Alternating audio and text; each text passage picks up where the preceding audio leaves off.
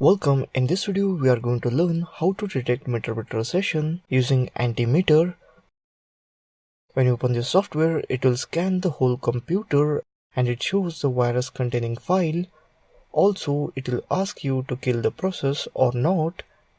So if you type Y for S and the process will die. Let's download it using this link, that is www.meterpreter.com/codes/antimeter2.zip.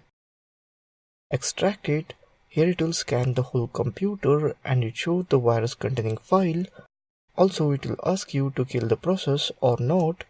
So if you type Y for S and the process will die. Here you can see that Linux meterpreter sessions are opened here. Let's execute it. Antimeter exe file. So in this way you can detect if you have been hacked.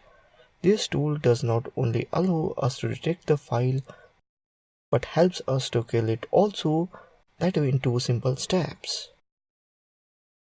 When the steps are completed, your hacker will lose the session, making you safe and secure. So now you can be sure about your protection against meterpreter sessions. That's it in this video on how to detect meterpreter session using Antimeter. Thank you for watching this video.